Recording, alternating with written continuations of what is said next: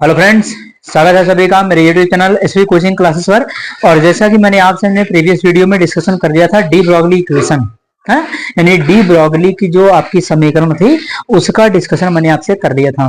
तो de Broglie वाले में मैंने आपको वेवलेंथ से संबंधित एक फार्मूला डिराइव करवाया था और उस फार्मूले से संबंधित कुछ न्यूमेरिकल्स की प्रैक्टिस मैंने आपको करवा दी थी। ठीक है, तो फाइनली उसका काम खत्म हो गया था। अब उसके बाद जब हम आगे की ओर बढ़ते हैं, ठीक है, तो वहां पर हमको क्या होता है कि इलेक्ट्रॉन की स्थिति और संवेग से संबंधित कुछ बातें आ जाती हैं। भाई इलेक्ट्रॉन क्या करता है, किसी नाभिक के चारों ओर रिवॉल्व करता रहता है, राउंड करता रहता है, घूमता रहता है, चक्कर लगाता है। ठीक है, तो वहां पर उससे संबंधित उसकी स्थिति और संवेग से संबंधित वैज्ञानिक ने नियम दिया है, इनका नाम है हाइजेनबर्ग। तो हाइजेनबर्ग अनसर्टेनिटी प्रिंसिपल लिखा हुआ, हाइजेनबर्ग का अनिश्चितता का सिद्धांत, हाइजेनबर्ग अनसर्टेनिटी प्रिंसिपल कहते हैं इसको, है ना। इन्होंने अपने सिद्धांत में बताया क्या है, उसी इलेक्ट्रॉन के विषय में या कोई भी अन्य गतिशील कण हो, है ना, उसके विषय में क्या बात बताई है देखिएगा। लिखा हुआ है कि इस सिद्धांत के अनुसार किसी गतिशील कण जैसे इलेक्ट्रॉन, प्रोटॉन, न्यूट्रॉन या कोई अन्य हो, है तो एग्जांपल ले ले, इलेक्ट्रॉन प्रोटॉन की बात कर रहे थे इसलिए, वरना कोई भी अगर गतिशील कण है तो उसके विषय में क्या बताया है, न्यूट्रॉन की स्थिति तथा संवेग दोनों का एक साथ यथार्थ निर्धारण करना संभव नहीं है, या यथार्थ निर्धारण कर पाना असंभव है। हाँ, असंभव भी लिखा होता है और या फिर होता है कि संभव नहीं है, तो बात तो वही है, चाहे संभव नहीं कह लीजिए और चाहे ये असंभव है। ठीक है, तो यहां पर क्या कहता है, कहता है कि स्थिति और वेग दोनों का एक साथ में निर्धारण कर पाना। यथार्थ का मतलब क्या होता है, एग्जैक्ट, इंग्लिश में एग्जैक्ट और हिंदी में कहते हैं यथार्थ, बिल्कुल करेक्ट, राइट अपनी भाषा में। तो यथार्थ का मतलब क्या होता है, एग्जैक्ट निर्धारण कर पाना, ये संभव नहीं है। अगर कोई पार्टिकल गति कर रहा है तो आप उसकी स्थिति और वेग, कहीं कहीं देखेंगे वेग भी लिखा हुआ मिल जाएगा, तो उससे नहीं करने लीजिएगा ना, संवेग लिखा हो चाहे वेग लिखा हो, उसमें कोई भी दिक्कत नहीं है, चाहे संवेग लिख दीजिए या वेग लिख दीजिए। ठीक है, तो स्थिति और वेग या संवेग का एक साथ निर्धारण कर पाना पॉसिबल नहीं होता है। ऐसा आप किसी भी पार्टिकल में लगा सकते हैं, अपने आसपास भी देखते हैं। एक जनरल एग्जांपल मैं आपको बता देता हूं, जैसे क्या है, आप देखते कि आसमान में एरोप्लेन वगैरह जा रहा है, जहाज वगैरह उड़ते हैं, है ना, तो वहां पर आप क्या जब नीचे से उस जहाज को देखते हैं, है ना, तो उसकी स्थिति और उसका जो वेग है उन दोनों को एक साथ आप नहीं बता सकते, है ना। वेग बताने जाएंगे तो स्थिति बदल जाएगी, स्थिति बताने जाएंगे तो वेग बदल जाएगा। ठीक है, तो एग्जैक्ट स्थिति और वेग वहां पर हम नहीं बता सकते। एक एग्जांपल और बताते हैं, जैसे आप मान लिया कि घर से बाइक से जा रहे हैं, है ना, बाइक आप 50 की स्पीड से चला रहे हैं, ठीक है, और जा रहे थे, फिर रास्ते में क्या हुआ कि घर से आपके फोन आया और आपसे पूछा गया कि आपकी जो बाइक है वो कितनी स्पीड से चल रही है, जरा हमको बताइए, कितनी स्पीड से गाड़ी चला रहे हो ये बताइए। ठीक है, तो आपकी तो स्पीड 50 थी, ठीक है, और 50 की स्पीड में मान लिया आप किसी ऐसी जगह पर थे जहां पर बिल्कुल क्या था, मैदान था, प्लेन, वहां पर सन्नाटा था, कोई भी नहीं था। ठीक है, उसके बाद जैसे फोन आया और जब तक कि आप क्या करें, जब तक कि आप उस गाड़ी के ऑडोमीटर को देखेंगे, है ना, गाड़ी की सुई को देखेंगे, उसकी स्पीड बताने के लिए आप नजरें डाउन करेंगे, तो वैसे वैसे क्या हो जाएगा, आपकी स्थिति बदल जाएगी, यानी उतनी भी देर में क्या है, आपकी स्थिति चेंज हो जाएगी। बस यही निष्कर्ष है कि जब आप स्पीड बता रहे थे तो थोड़ी सी स्थिति आपकी चेंज हो गई, मतलब ये भी पूछ लेता कि स्पीड और स्थिति बताइए दोनों कहां पर हो, आप स्थिति भी पूछ लेता कि इस टाइम कहां पर हो और कितनी स्पीड से जा रहे हो, है ना। तो एग्जैक्ट दोनों चीजें बताना पॉसिबल नहीं है, क्योंकि जब तक आप स्पीड को देखोगे आपकी स्थिति बदल जाएगी, आप स्पीड को स्थिति को देखोगे तो आपकी स्पीड बदल जाएगी, तो वहां पर दोनों का एग्जैक्ट निर्धारण कर पाना संभव कभी भी नहीं है।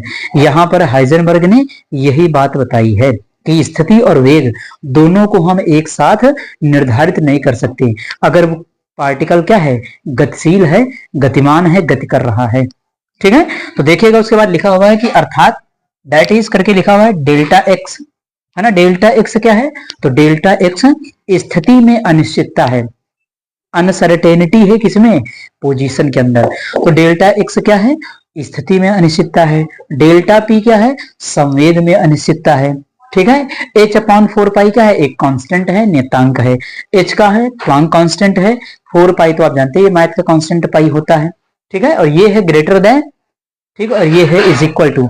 तो greater than is equal to दोनों आ गए, यानी बड़ा भी हो सकता है बराबर भी हो सकता है। ठीक है, तो दोनों पॉसिबिलिटी आपको यहां पर दिखाई गई है। ठीक है, अब यहां पर देखें तो ये इनका रिलेशनशिप है ना, कि डेल्टा एक्स क्या है, स्थिति में निश्चितता है, डेल्टा पी क्या है, संवेग में निश्चितता है। ठीक है, H upon 4 pi epsilon not, है ना, एच अपॉन एच क्या है, प्लैंक नियतांक है, 4 पाई ये भी नियतांक है। ठीक है, तो ये दोनों बातें हो गई। अब उसके बाद देखिए यहां पर कभी कभी एक छोटा सा प्रश्न ये पूछ लेता है कि मान लिया अगर डेल्टा एक्स का मान बढ़ रहा हो, यानी अगर स्थिति है जो आपकी डेल्टा एक्स, स्थिति में अनिश्चितता बढ़ रही हो, तो संवेग में अनिश्चितता पर क्या प्रभाव पड़ेगा। ये संवेग में अनिश्चितता बढ़ रही हो तो स्थिति में जो अनिश्चितता है वो क्या, तो दोनों एक दूसरे का इनवर्सली प्रोपोर्शनल है। रिलेशनशिप देखिएगा, मैं बता देता हूँ, इसको लिखना नहीं है। तो डेल्टा एक्स इनवर्सली होता है किसके, डेल्टा पी के। ठीक है, तो डेल्टा एक्स में अगर डेल्टा एक्स का मान अगर बढ़ रहा है ना, या डेल्टा एक्स का मान अगर कम हो रहा है तो डेल्टा पी का मान क्या हो जाएगा, बढ़ जाएगा। ठीक है, अगर डेल्टा पी का मान बढ़ रहा है तो डेल्टा एक्स का मान क्या हो जाएगा, घट जाएगा। ये दोनों एक दूसरे का क्या है, जस्ट उल्टा है। यानी कहीं भी अगर डेल्टा एक्स की वैल्यू इंक्रीज हो रही है तो संवेग में अनिश्चितता क्या होगी, या वेग में अनिश्चितता क्या होगी, डिक्रीज करेगी, कम हो जाएगी। ठीक है, अगर डेल्टा एक्स की वैल्यू बढ़ रही है तो ये घट जाएगा, अगर ये घट रही है तो ये बढ़ जाएगा। तो जस्ट एक दूसरे का उल्टा, संवेग का मान अगर डेल्टा पी का मान बढ़ रहा है तो स्थिति में निश्चितता कम हो जाएगी, संवेग का मान घट रहा है तो डेल्टा एक्स की वैल्यू में निश्चितता क्या हो जाएगी, बढ़ जाएगी। तो दोनों एक दूसरे का क्या है, इनवर्सली है, ये ध्यान रखिएगा। ठीक है, तो ये बन जाता है इसका फार्मूला। ठीक है, हाइजेनबर्ग अनसर्टेनिटी प्रिंसिपल इसी के विषय में बताता कि हम स्थिति और वेग दोनों का एग्जैक्ट कैलकुलेशन कभी नहीं कर पाएंगे, कोई अगर पार्टिकल गतिशील है तब। ठीक है, तो आप क्या करिए, इसका स्क्रीनशॉट ले लीजिए, फिर इससे संबंधित जो क्वेश्चंस हैं उनकी प्रैक्टिस मैं आपको करवाता हूं।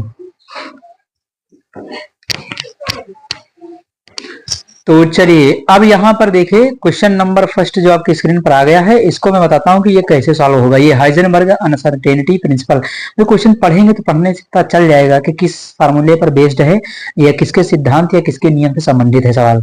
जब आप इसको पढ़ेंगे तो जान जाएंगे। देखिए इसमें क्या लिखा है, कहता है कि एक गोल्फ की गेंद का द्रव्यमान 40 ग्राम तथा गति 45 मीटर सेकंड इनवर्स है। तो कह रहा है कि गति 45 मीटर सेकंड इनवर्स है। ठीक है, यदि गति को 2% यथार्थता के अंदर मापा जा सकता हो, कहता कि 2% की यथार्थता, शुद्धता कह सकते हैं, है के साथ अंदर मापा जा सकता हो तो स्थिति में अनिश्चितता की गणना कीजिए।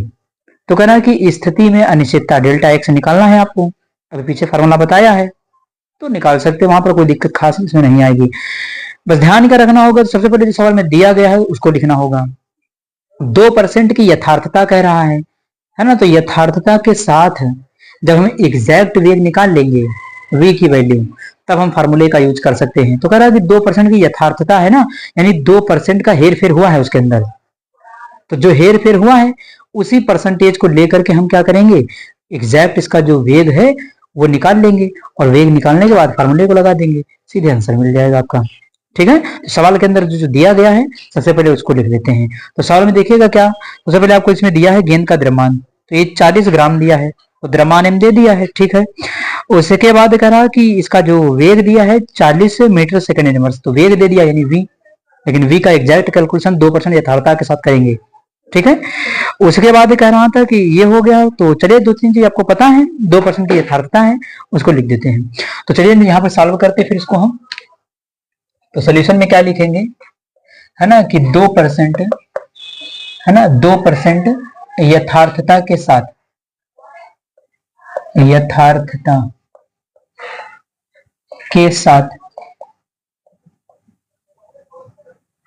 यथार्थता के साथ, है ना, गेंद का वेग या गेंद का समय कुछ भी लिख सकते हैं, तो गेंद का वेग लिख दीजिएगा, ज्यादा सही है यहाँ पर। तो गेंद का वेग कितना आएगा देखिए, तो वेग को हम v से लिख लेते हैं यहाँ। ठीक, तो यथार्थता है 2% की, 2% दिया है। ठीक है, तो ये वेग लिख दिया, कितना है 2% की यथार्थता के साथ। तो 2% को हम क्या लिख सकते हैं, 2% को 2/100 लिख सकते हैं। ठीक है, इलेक्ट्रॉन का वेग कितना है, पार्टिकल जो गेंद है आपका, गेंद का वेग कितना है, तो 45 मीटर सेकेंड इनवर्स। तो ये हो जाएगा 45 तो यहां से ये देखिए कितना हो जाएगा, काटना चाहे तो इसको काट भी सकते हैं, कोई दिक्कत नहीं है ना, ये 50 से कट जाएगा। ठीक है, और ये देखिए 5 नवा 45, 5 नवा 45 0.9 आ जाएगा, सीधे भाग कर लेना, 45/50 डिवाइड कर लेना इसको। ठीक है, तो ये v बराबर कितना आ जाएगा 0.9 मीटर सेकेंड इनवर्स। ठीक है, ये देखिए आ जाएगा 0.9 मीटर सेकेंड इनवर्स। ठीक, फिर सवाल में आपको द्रव्यमान दिया है m कितना दिया था, तो ये दिया था 40 ग्राम। किलोग्राम में कन्वर्ट करेंगे तो 1000 से डिवाइड कर देंगे 1000। ठीक है, ये भाग करेंगे तो 0.04 किलोग्राम। ठीक है, किलोग्राम में कन्वर्ट कर लिया इसको। उसके बाद अब यहाँ पर फॉर्मूला लगा दीजिए, delta x into delta p greater is equal to h/4 pi. ठीक है, देखिए डेल्टा p आया, अभी पीछे फॉर्मूला लिखाया था, तो p बराबर क्या mv होता है ना, द्रव्यमान गुणे वेग। तो यहाँ p की जगह पर क्या कर सकते हैं, mv लिख सकते हैं। तो चाहे लिख करके कर लीजिए, या p बराबर है mv, पहले निकाल लीजिए ला करके तब यहाँ रख दीजिए, तो चाहे जैसे करिए आंसर सेम आएगा। ठीक है, तो चलिए यहाँ पर लिख देते हैं डेल्टा x, यही आपको निकालना था। कह रहा था कि स्थिति में अनिश्चितता क्या है, डेल्टा x होता है स्थिति में अनिश्चितता, निकाल लेंगे इसको। चलिए, तो ये लिख देंगे m delta v h/4 pi. ठीक है, अब इसको देखिए क्या करेंगे, तो डेल्टा x ये हमको निकालना है, ये सब हमें कुछ नहीं चाहिए, तो नीचे चला जाएगा पूरा m, कितना हो जाएगा देखिए 4 पाई m डेल्टा v। ठीक है, और डेल्टा v आपका यही रहेगा, है ना, जो निकाला ऊपर वही रखा जाएगा डेल्टा v। h का मान कितना होता है 6.62 into 10⁻34 kilogram metre square second inverse. ठीक है, तो h का मान कितना 6.62 इंटू 10⁻34 किलोग्राम मीटर स्क्वायर और सेकेंड इनवर्स। ठीक है, ये हो जाएगा, और नीचे कितना है तो 4 पाई का मान 3.14। ठीक, m का मान कितना है, तो ये निकाला 0.04 किलोग्राम है। ठीक है, उसके बाद डेल्टा v कितना आया है, तो 0.9 है ना, क्या है मीटर सेकेंड इनवर्स। ठीक है, तो देखिए सेकेंड इनवर्स कट जाएगा, मीटर से मीटर कट जाएगा, एक किलोग्राम से किलोग्राम कट जाएगा। अब ये कुछ नहीं करना, गुणा भाग करके इसका आंसर निकालना है। तो फाइनली जो इसका आंसर आ जाएगा डेल्टा x बराबर, यानी जो अनसर्टेनिटी इन पोजीशन आएगी डेल्टा x बराबर, तो आप लोग इसको सॉल्व कर लीजिएगा। एग्जैक्ट आंसर जो इसका आ जाएगा वो 1.41 10 की पावर -33, और ये निकालना है तो आप इसको लिखेंगे मीटर के अंदर, बाकी सारे मात्रक कट ही गए हैं, तो सीधे फाइनल आपका आंसर ये आ जाएगा 1.464 इंटू 10⁻33, है ना, ये आपका मीटर। और सेकंड तो कट गया है, सेकंड से कोई लेना देना ही नहीं, तो मीटर आ गया है। ये आपका है क्या है, स्थिति में अनिश्चितता आ गई है। तो इस प्रकार से ये क्वेश्चन किया जाएगा हाइजेनबर्ग के प्रिंसिपल पर आधारित। एक छोटा सवाल था जो मैंने आपको करवा दिया, आप इसका स्क्रीनशॉट ले लीजिए। फिर एक क्वेश्चन मैं आपको और करवा देता हूं ताकि आपको ये पूरी तरीके से क्लियर हो जाए।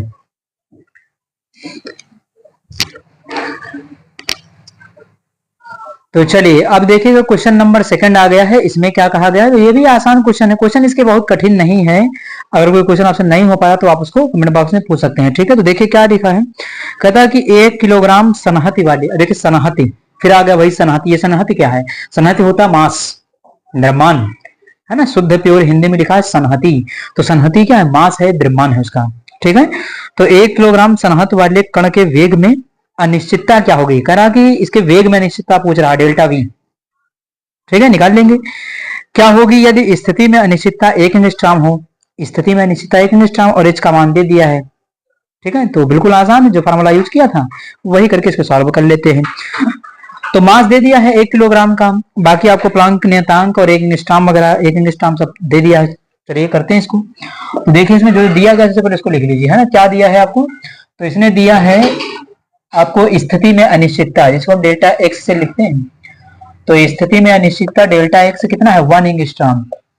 ठीक है। और 1 एंगस्ट्रॉम को क्या लिख सकते हैं, 1 इंटू 10 टू द पावर -10, तो 1 इंटू 10 टू द पावर -10, और ये हो जाएगा मीटर। 1 एंगस्ट्रॉम बराबर 10 की पावर -10 मीटर होता है ना। ये 1 से गुणा करिए या ना करिए कोई फर्क नहीं पड़ता, लेकिन 1 लिखा था तो मैंने लिख दिया। एंगस्ट्रॉम की तरह 10 की पावर -10 मीटर, 1 से ये तो सीधे वही लिख सकते हैं, ठीक है। तो ये हो जाएगा। उसके बाद द्रव्यमान इसका m दिया है, कितना है 1 किलोग्राम, ठीक है। आपसे क्या कह रहा है निकालने के लिए, तो कह रहा था कि इसके वेग में अनिश्चितता निकालना, यानी डेल्टा v आपको क्या करना है, फाइंड करना। तो फॉर्मूला याद करिए, अभी पीछे बताया है, delta x into delta m delta v, अभी पीछे बताया आपको, h अपॉन 4 पाई। ये देखिए होगा, हमें ये निकालना, ये सब उधर चला जाएगा, तो डेल्टा v बराबर h अपॉन 4 पाई m और डेल्टा x, है ना। देखिए फाइंड कर लीजिए, तो इसका मान अभी बता दिया है, दिया भी सवाल में है, 6.62 इंटू 10 टू द पावर -34, और क्या है kilogram metre square second inverse, है ना। ये हम यहाँ पर रख सकते हैं, इसमें जूल सेकंड में दिया है, तो जूल सेकंड को हम क्या कर सकते हैं, इसमें कन्वर्ट कर सकते हैं, ठीक है। तो ये हो जाएगा। उसके बाद अब मान रख दीजिए सारे, तो 4 पाई का मान 3.14, m का मान कितना है, तो 1 है, और डेल्टा x का मान कितना है, तो 1 into 10 to the power -10। Solve कर लीजिएगा इसको, तो डेल्टा जो आपका v आ जाएगा, वेग में अनिश्चितता जो आएगी, है ना, मात्रा वगैरह भी लिख लीजिए, है ना। यहाँ मीटर है और ये कितना था, किलोग्राम, है ना, तो किलोग्राम, यूनिट काटने में सही रहेगा ना। तो ये हो गया, और कुछ बचा बस, और आपको कुछ नहीं दिया गया है ना। तो यहाँ से मीटर कट जाएगा, किलोग्राम से किलोग्राम कट जाएगा, बाकी इसको सॉल्व कर लीजिएगा। 5.74 गुणे 10 की पावर -25 मीटर, है ना। और मीटर अगर हिंदी में लिख रहे हैं तो हिंदी में लिख लीजिएगा, है ना, सेकंड इनवर्स। देखिए ये आंसर आ जाएगा, आप लोग इसको कैलकुलेट करके निकाल लेंगे आंसर इसका, है ना। गुणा भाग करना आपका काम है, गुणा भाग करना मेरा काम नहीं है, ठीक है। ये बेसिक कैलकुलेशन आपको आनी चाहिए, ठीक है।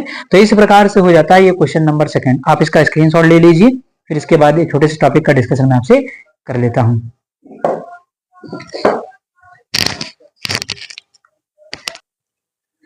तो चलिए अब यहाँ पर देख लेते हैं कि इलेक्ट्रॉन की गति प्रकृति में आपने पढ़ा था कण प्रकृति और तरंग प्रकृति, है ना।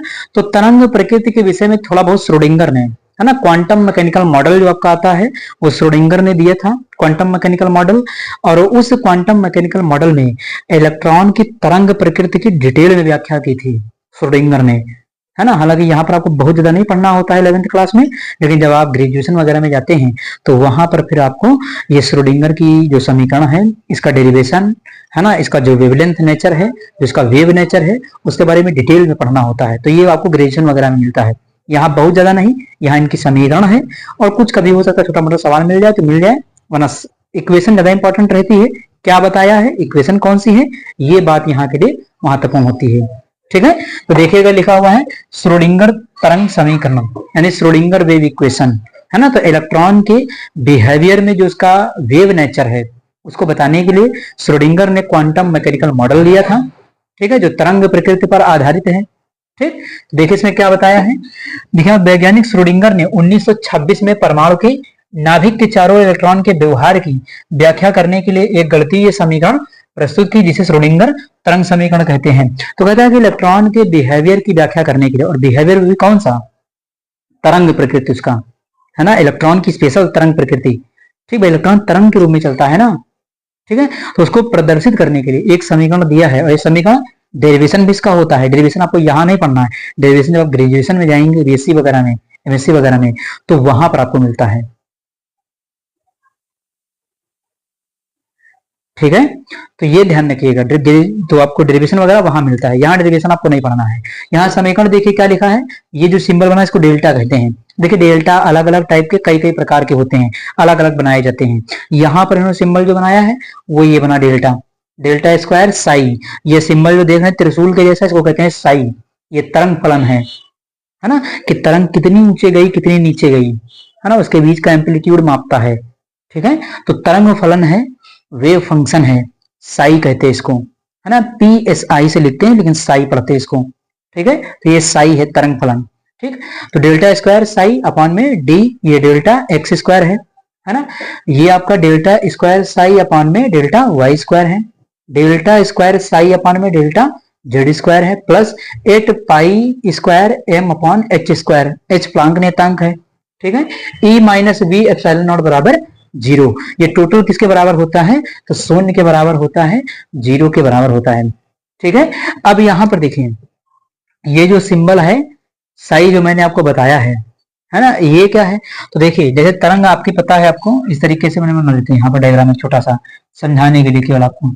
तरंग आपकी इस तरीके से चलती है, इस तरीके से, है ना। तो तरंग में जो आपका ये यहां से यहां तक एम्पलीट्यूड है, इसका आयाम जहां से जहां तक गई है, इसको क्या कहते हैं, वेव फंक्शन, तरंग फलन, इसी को कहते हैं साई, ठीक है।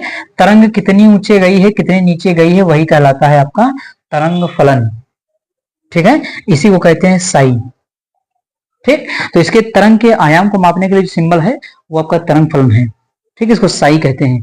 तो ये बना हुआ, अब देखिए यहाँ पर कौन कौन क्या है, ये तो मैंने बता दिया आपको। उसके बाद देखिए वी जो लिखा है, ये वाला वी कैपिटल, ये क्या है, वी है इलेक्ट्रॉन की कुल स्थितिज ऊर्जा, तो वी क्या है, इलेक्ट्रॉन की कुल स्थितिज ऊर्जा। ई क्या है, तो देखिए ई है इलेक्ट्रॉन की कुल ऊर्जा, ये स्थितिज ऊर्जा है और ये कुल ऊर्जा है, टोटल एनर्जी। स्थितिज ऊर्जा गतिज ऊर्जा को जोड़ करके निकलती है आपकी टोटल एनर्जी, ठीक है। उसके बाद ये देखिए साई क्या है, तरंग फलन लिखा हुआ है, साई तरंग फलन। एक्स वाई जेड क्या है, एक्स वाई जेड आपके निर्देशांक हैं, आपने पढ़ा होगा एक्स अक्ष, वाई अक्ष, जेड अक्ष, ठीक है। तो कार्तीय तल में निर्देशांक होते हैं, तो एक्स वाई जेड निर्देशांक है, ठीक है। ये x square y square z square जो लिखा है। एच आप जानते हैं, एच क्या है, प्लांक नियतांक है, प्लांक कांस्टेंट है, अभी पढ़ाया है बहुत बार इसको, ठीक। एम क्या है, एम है इलेक्ट्रॉन का द्रव्यमान, ठीक है। तो एम इलेक्ट्रॉन का द्रव्यमान हो गया। पाई, पाई आप जानते हैं नियतांक है, 3.14 वैल्यू होती है, ठीक है। तो ये हो जाती है आपकी श्रोडिंगर तरंग समीकरण, तो ये हो जाती है आपकी श्रोडिंगर वेव इक्वेशन। बहुत ज्यादा इसके बारे में जानना नहीं है आपको, है ना, हो सकता है कि छोटा मोटा कोई सवाल मिल जाता तो मिल जाता है, वरना वो भी नहीं है। समीकरण किसने दी है, क्यों दिया है, क्या बताया है और कौन सी है, ये पहचानने के लिए आपके एग्जाम में आ सकता है ना। बाकी कॉम्पिटेटिव एग्जाम्स में आता है, जेईई नीट वगैरह में यहाँ सवाल वगैरह, है ना, तो उसमें आ सकता है, लेकिन आपके क्लास में यहाँ पर 11th लेवल पर ये उतना ज्यादा डिटेल में नहीं दी गई है, ठीक है। तो उम्मीद करता हूं कि आज जो मैंने टॉपिक लिया था वो आपको समझ में आया हुआ होगा, और अगर चैनल पर नए हैं तो चैनल को सब्सक्राइब करिए, वीडियो को लाइक करिए और शेयर करते रहिए। तो चलिए फिर मिलते हैं अपने नेक्स्ट लेक्चर में। Thanks for watching this video.